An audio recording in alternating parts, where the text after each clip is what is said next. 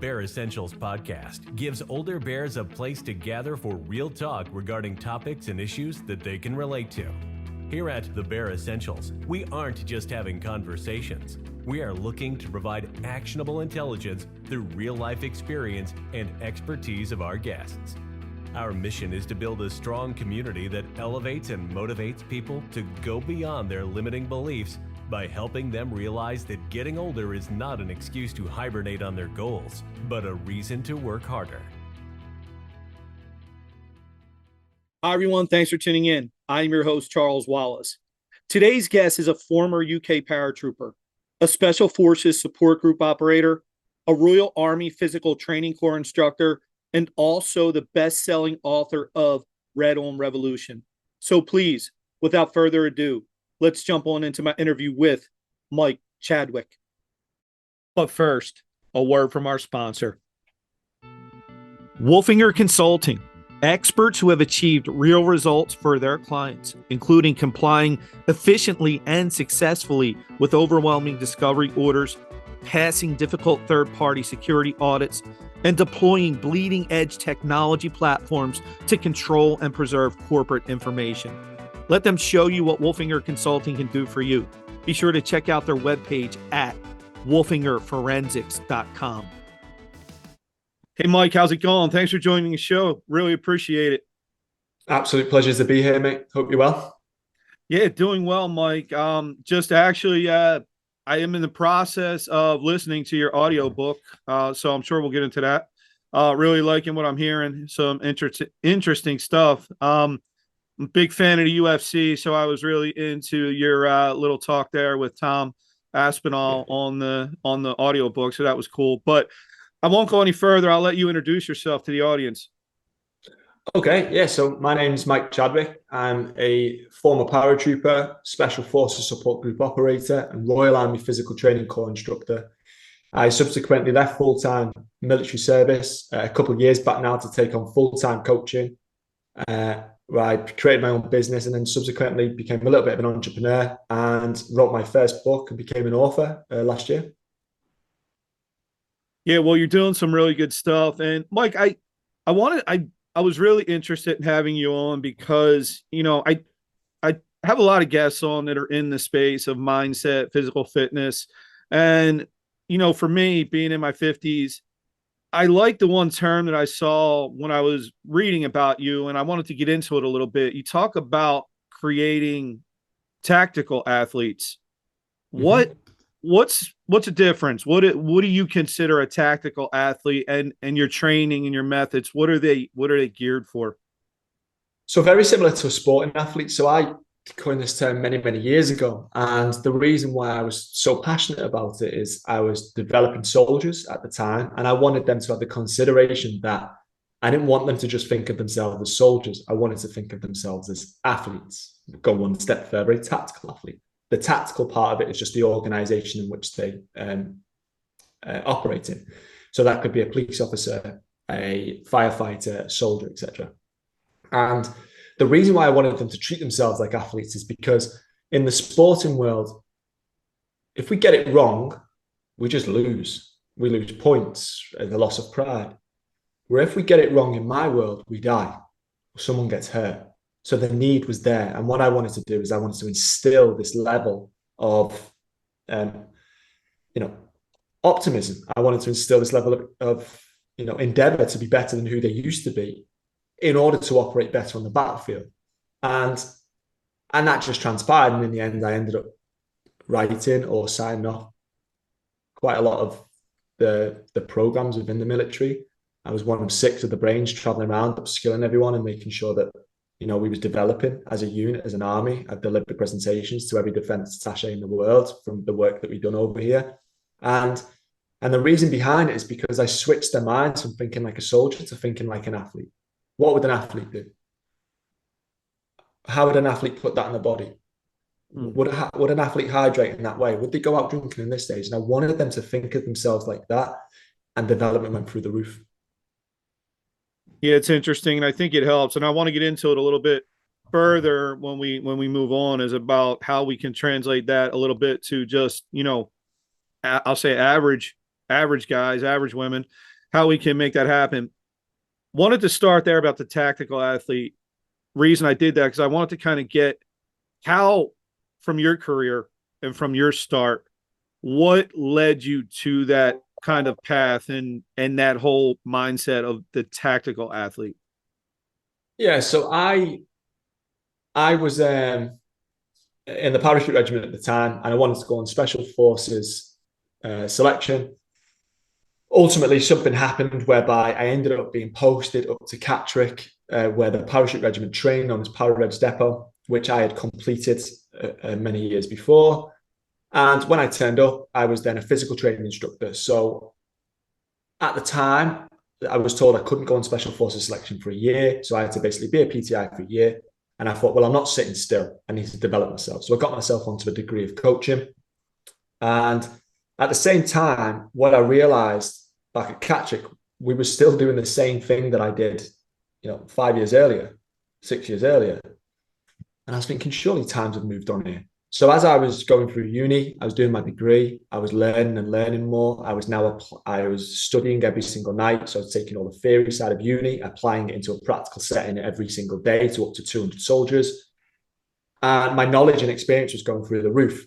And that's when I started realizing there's a better way to do this. There must be an easier way to do this. Now, prehistorically, everything in the British military or everything in the military across the world that I've found is that people need to fall in line with the program. So whatever that looks like, we fall in line with it. And if you don't, you get spat out and you fail Paratrooper Depot, for example, or you just don't develop. Now, remember, going back to the development and how important it is, it's not a loss of pride, it's a loss of life. So I was thinking, why don't we flip it?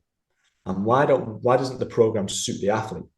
And that's where I started going down the route of individualization. Let's not take out team sports. Let's not take out team cohesion. We still need to do things together, but we can apply a little bit of individualization across every spectrum of that development. And that's how it started. It started from a mishap that sent me there as a PTI.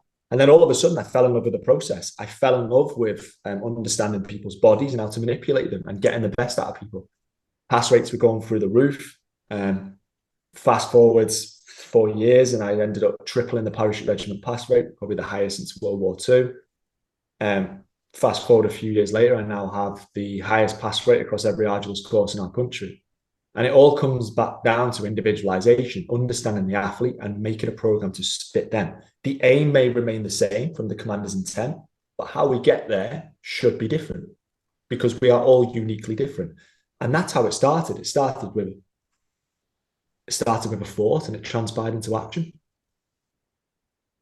Yeah, and Mike, listening to your audio book, one of the things that jumped out at me right in the beginning of it, you had a little section in there, and I liked how you come across because you're pretty firm about it, about making these agreements also with yourself. And it sounds like a lot of what you do, you talk about individualization. Is there a lot of it in the mind also where you got to get them to have their mind focused and right before they can even attempt it? Will you take them on if they don't seem right? No. So my opening chapter in the book is Find Your Why.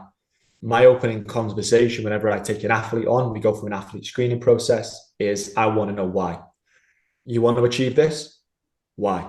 Because if your why is strong enough, then you'll outwork everybody. And that's all I'm after at this moment in time. So any sort of athlete, I do work with the elite.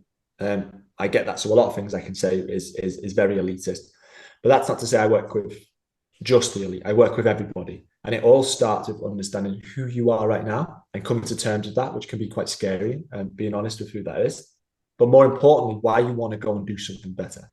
An example of that would be the reason why I joined the army was to put food on the table for my little sister. So that is why I was one of 9 out of 65 originals who passed Paratrooper Depot at that time, because no one was beating me, because my why was too strong. If I didn't win, we didn't eat. Simple. Who's going to beat me at that? And all I had to do was then ensure that I was above the threshold and the physical standards and survive. And that's what Paratrooper Depot is all about. It's ruthless. That's why it has one of the lowest pass rates, across the country. It's ruthless for a reason, because we need to create strong and able paratroopers to do whatever we possibly need to at a moment's notice. That's hard to train for. without having that psychological outlook from the start. This is who I am, and this is what I want, and this is why I'm going to do it. And that's really powerful. The moment you get that, I go, I'm in. I'm fully in on that. And you have to be fully in as well, because I am ruthless in the execution of winning. All I want to do in life is win. So for a lot of people, they don't need me in their life. As you can probably tell, I'm quite passionate about this stuff. I'm too much for them. But if you want winners and you want to go to that next level, then I can be your best asset. But we've got to be fully on board with each other in order to go and achieve that. Yeah, I got to be honest with you. I wish, maybe speaking personally here for a minute, I wish I would have come across someone like you probably 3 years ago when I was embarking on my life change. Because I ended up meeting someone similar, not the same, but similar to you, and it's what I needed. I didn't need to be coddled. I needed somebody to be in my face, basically, and not allow me to quit on myself and make excuses while I built up enough to be that and not quit on myself. Mike, have you experienced anything working with, you mentioned about working with elite. Have you found anything by working with, I'll call it just more of the average person, that you've been somewhat surprised about, that maybe you didn't expect that they would be able to do this, and they may have surprised you a little bit? Well, training competency dictates how fast we have gains, and a training competency, training experience, training age, etc. So when I work with the elite, we're chasing the stress, and we're looking for 0.5% gains, minimal gains, because they're peaking. They're at biological tipping point where we're looking at very small gains, and we celebrate them, and they're incredible. And if we can get 1% in an area, that's fantastic. But what I find when I work with people who are not the elite is the gains happen much more quicker. They have acute gains really, really fast. And then obviously we then get to a plateau, we reset and we go again. But what I find is that, and I had this the other day, I had a guy in, so I own a testing facility over here, and we basically test elite athletes all around the world. They fly in to get tested. We can write a program off the back of it, so we have into actionable data. And I've started to bring in normal guys and girls, and we had 2 of them in last week.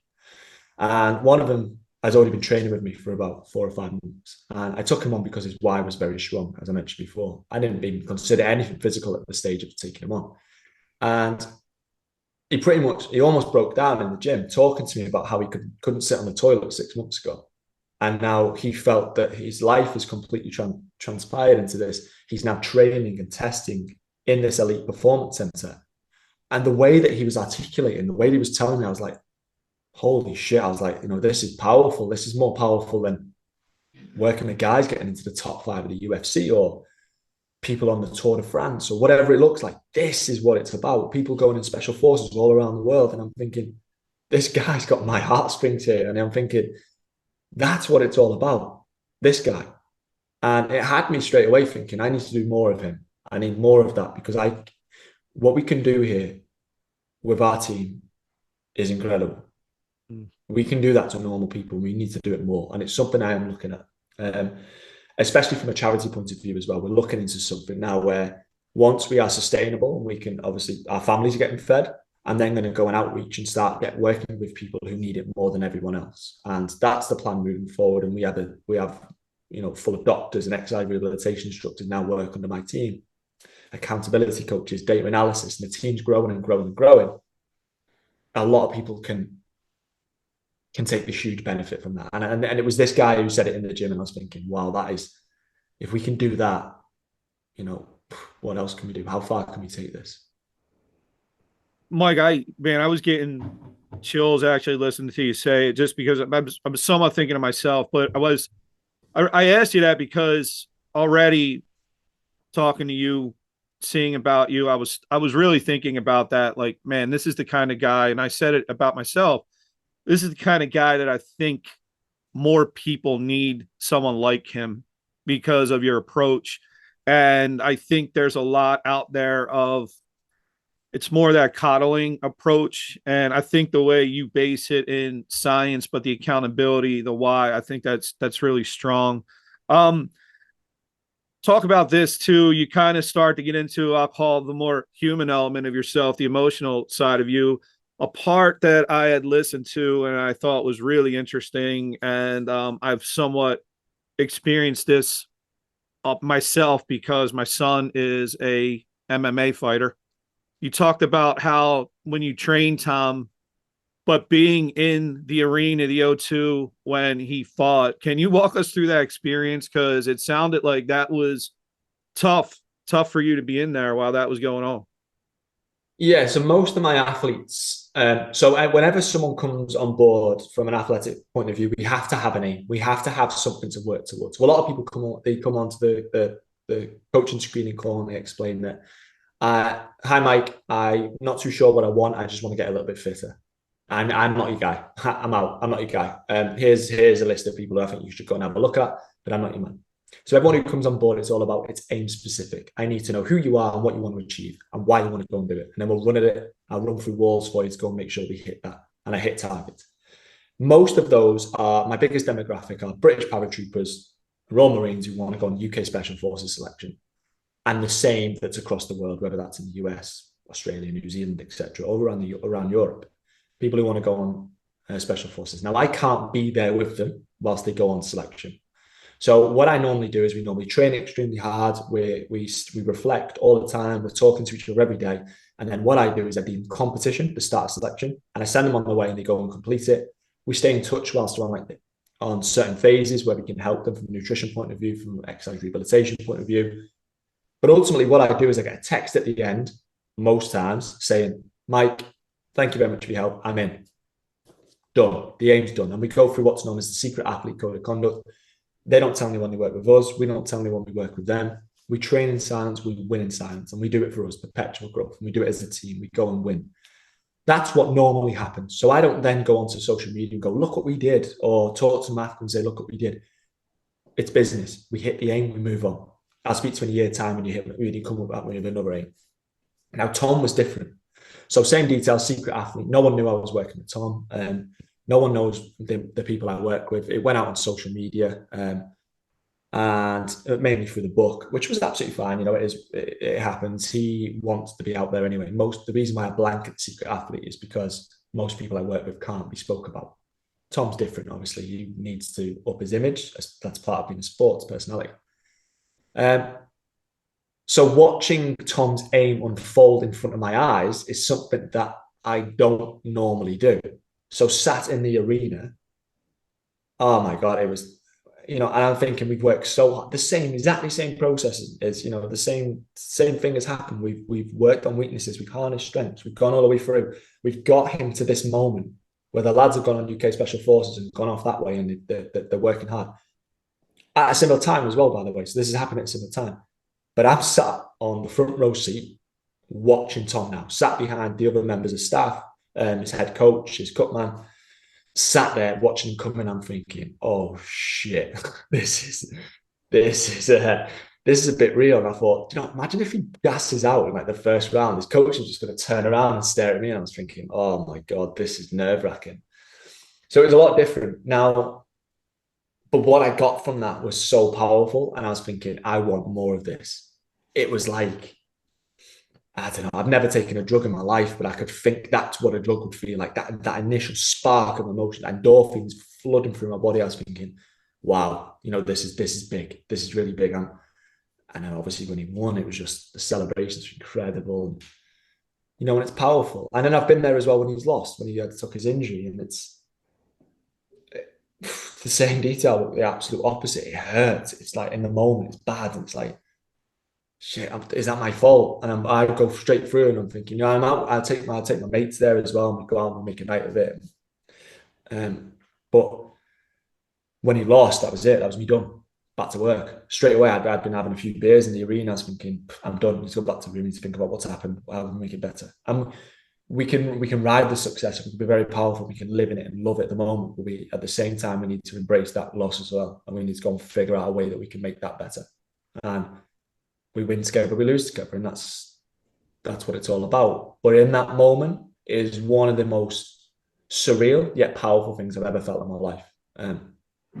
It's incredible at that moment, just watching it unfold in front of your eyes and seeing all that hard work. And I've seen the blood, sweat, and tears he's put into everything, and watching him do things that are a little bit faster than last time, or he's got more in the tank going into another round. And it's just incredibly powerful to watch it unfold. Yeah, well, I mean, myself with my son knowing a little bit about the sport, I mean, Tom's a freak, and I kudos to you guys and anybody that's worked with him because he is an impressive athlete and individual. So definitely kudos there. Um, so that's the you know that's the higher end. Have you ever got some type of feeling from that again? Maybe one of a normal, more normal person that you know maybe it was 5 pounds, maybe it was 10 pounds, whatever it was. But have you ever felt that way just by like knowing how much of a difference you made in someone's life that maybe wasn't an elite athlete?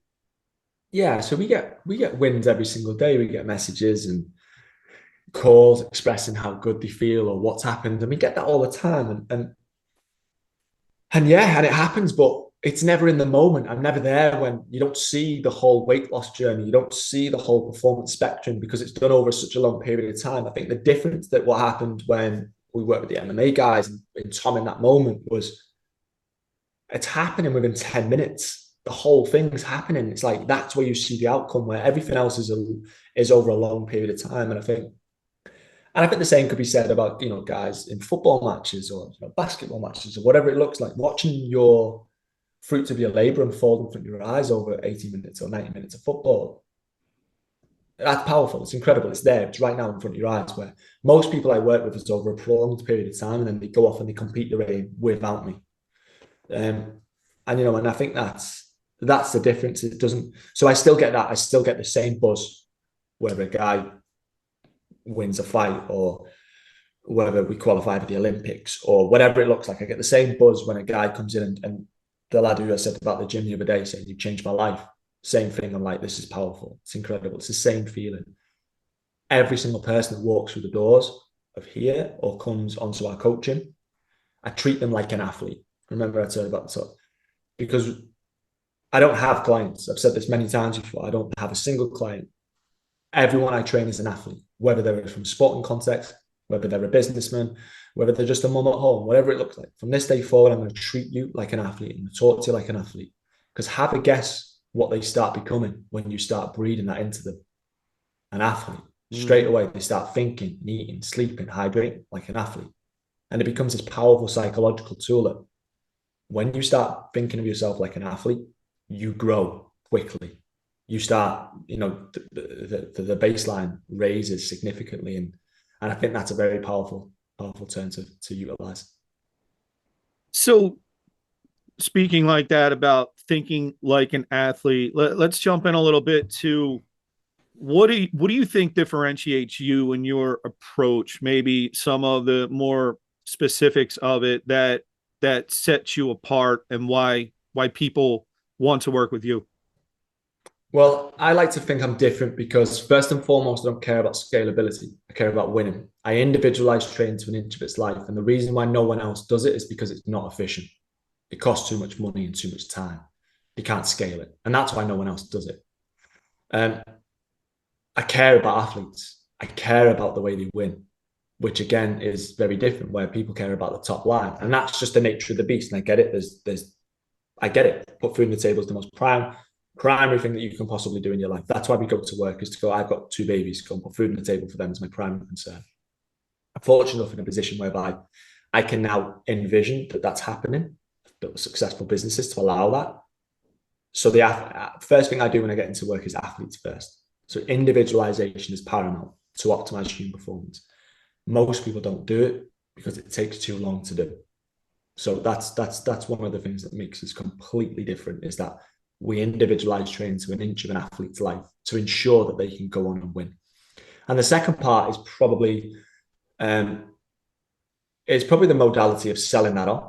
So you look at PTs and coaches, and social media is to blame for this. Is that what they'll do is they'll put out 1,000 programs out there with 0 qualifications. You've got a load of followers and they look really good, and they'll give 1,000 tickets to 1,000 people for a certain program, generic program, sell it off the shelf. And what they'll then do is 2 people may just align with that because their biology says that they can fall in line with that. Same as the army model as I utilized earlier. They'll then sell those 2 people only and ignore the 998 to another 1,000 people. And they'll bring them on again and they'll regurgitate it. And what they'll do is that another 5 people may fall in line with that and will sell the 5, and so on and so on and so on. This model will grow. We don't sell anyone. We don't care what social media bias looks like towards us. Word of mouth passes around the military very quickly.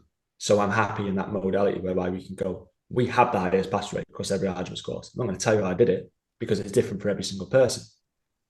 But we do.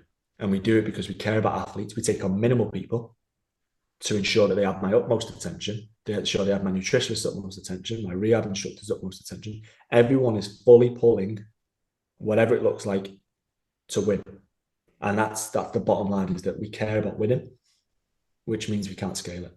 And now from a business point of view, there'll be people listening to this going, and I get it all the time, mate, you're stupid. Why don't you just sell, I've got a social media profile out of 100,000 people on. Why don't you just sell a one-stop shop program and you'll sell 50,000 of them tomorrow? I can't do it. I just can't do it. Well, I think that's commendable. And I think that's what I think that's what sets you apart. I mean, just looking at your website, the book, I kind of got that impression, and that was, it was intriguing to me because, I agree with you. You see that out there all the time. The other thing I noticed, and I wanted to talk about a little bit and give a bit of a shout out. I mean, it looks like when I look at your website, plug here, MikeChadwick.com. It looks like it looks like you built a really, really very professional, strong team around you. How important is that? Because I was looking at, I'll be honest, when we were going back and forth to schedule this, you had copied somebody else on the invite, and me just opening it up, I was like, oh, I guess this is Mike's, assistant kind of thing. And then I look on your website and I see that he's actually a very highly qualified individual. So apologies to him, but I wanted to jump into that a little bit. What about your team and because it really seems like they're extremely high level and high end individuals who are involved in this with you. First of all, what we'll do is we'll shout out Gary. He is one of the most qualified person in the world. But what we'll do, we'll cut this part I've just said, and he is my PA. Let's call him that, and we'll put it out there and make sure everyone knows that he's my PA. He'll love that. He'll appreciate that. But yeah, so growth is a team project. We know that in every facet of life, from a business point of view, from a team point of view, you're only as strong as your weakest person. And I'm a very fond believer of staying in my lane. I know my qualities. I know my qualifications. I know what I'm good at. I know what I'm bad at. So what I'm bad at doesn't help my athletes. So I need to bring someone in to help them. So one of those was Dr. Ash, who's our full-time nutritionist, former commando, airborne. He's worked with some of the most elite forces in the world. He's now got a PhD in performance and nutrition. I then got Gary, who's former lead on lower limbs at Headley Court, where all our injured soldiers go, as an exercise rehabilitation instructor. He's a Guinness World Record holder. I then have a team of accountability coaches, paratroopers, and a team of data analysis to surround me and help me. And that's one of the reasons why we do have the highest pass rate across every arduous course in the country. It's because the team's stacked. It's unfair. You can't compete with that. And that's now transpired into opening up the first tactical athlete performance centre in the country, whereby we have some of the most elite athletes, some of the toughest athletes in the world, with and without weapons, come through these doors, surrounded by this incredible team. And what happens when we bring an athlete on is we invite them into our team, which is why we have to understand that we're on the same wavelength, which is why the initial questions are psychological based. What is your reason behind this? What are you willing to go and do? I'm on board with that. Welcome to our team. And we do it together. We win as a team. We lose as a team. We win as a team. And they're straight into the team. We have access to all coaches and we drive performance through the roof because we're there to do it together. And so that's why it's really important to build that strong team around you. Yeah, well, it really looks like you have. And again, Gary, apologies. But I will, Mike, I'll cut that. Don't apologize. Do not apologize. He's my PA. I will definitely cut this out and I'll send it to you. You can, Gary will be even more upset with me, but no, it's really amazing stuff. Mike, have you found, and I was curious about this, obviously what you said is very powerful in the beginning about in your line of work, there's a lot of times it's not win or lose, it's life or death. Have you seen the athletes that you're training to get into special forces, and then some of your, professional athletes, UFC, football, whatever the sport, what's similar as far as their physical skills, but then have you seen, and their differences, and the same psychological? Have you seen any, similarities and differences that you're able to exploit, might not be the best word, but that you're able to look at and go, okay, now I have something that I can start to transfer across more people? Yes. We haven't got the actual numbers, but we're working on it. So what I think you're trying to get at there is find trends that we can move across. So we're very data driven as a company. And we're always looking for that. I wish to God we could stick a number on. If this guy hits this back squat, he has a 90% chance of passing parachute regiment depot. That'd be incredible. That's what we try to do.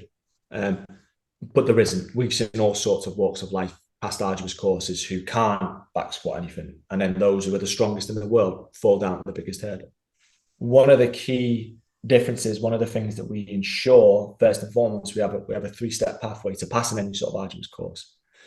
We stay the course, and we do that through a foundation strength. We're not looking at what it takes now to pass or to win or to etc. We're just looking at building a foundation strength to first and foremost ensure your body doesn't break down. Again, there isn't a specific number on that. All that is that we build a foundation of strength to ensure that whatever gets thrown at you, you can call upon any component of fitness, you can give it a good go, and your body won't break. Primary. That's the first thing we do, is ensure that the body doesn't break down. We strengthen around the little joints. We look at what the most common injuries are on the said course, and we ensure that it never becomes a problem. Great, we've nailed that. We've nailed the basics. We've now got great habits, nutrition strategies in place. We're very strong. The body won't break. Then what we do is we look at, now we know how to stay the course. Can we pass the course? What does it now look like in order to pass? What does an athlete normally look like in order to pass this said course? So again, we're looking at trends. We're looking at what it takes. Now what we do is we test them to ensure we understand the current ability, and then we find a way to go and make sure that they pass the course. But we don't settle there. I'm not happy with that. We know how we can stay. We know we can pass. Now we need to look good doing it. We don't just want to stay and pass. We want to win. I want winners to be walking through this door. So now what we're going to do is we're going to push on and push on and push on. And confidence is inflicted through data, through positive outcomes. When you win, you get confident. So we make sure they're looking at winning all the time. Perpetual growth. They test against the old version of themselves. They go and retest, and they compete against the old version of themselves. It's what's known as perpetual testing. When they win, sparks confidence. We've treated them like an athlete, sparks confidence. So we ain't just staying. We ain't just passing. Now we need to go and destroy the field. What does that look like? So now we then sort of drive performance through the roof again, adding more psychology into the mix by saying, we ain't there to make the numbers up. I'm not there to just get there. I'm here to win. I want winners. We drive that.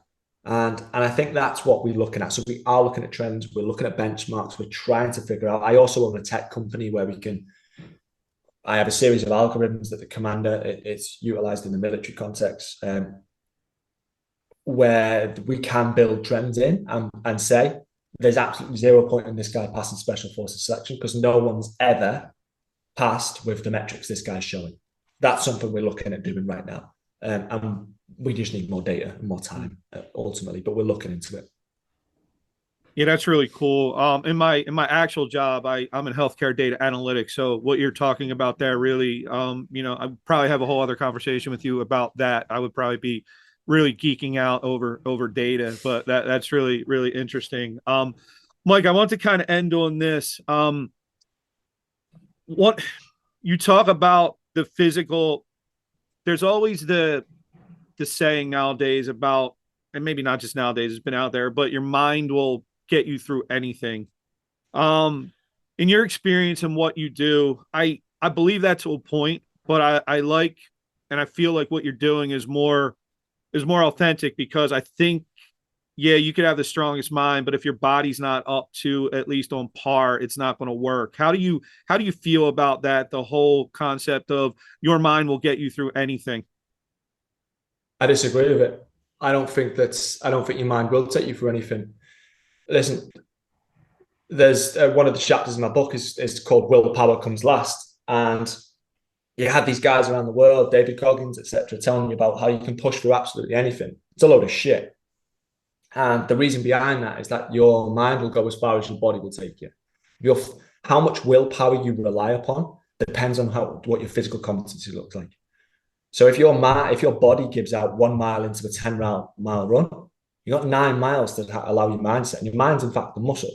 You got 9 miles to allow your mind to go and take you through that. Now you could probably do it. Can you sustain it? Can you do it again?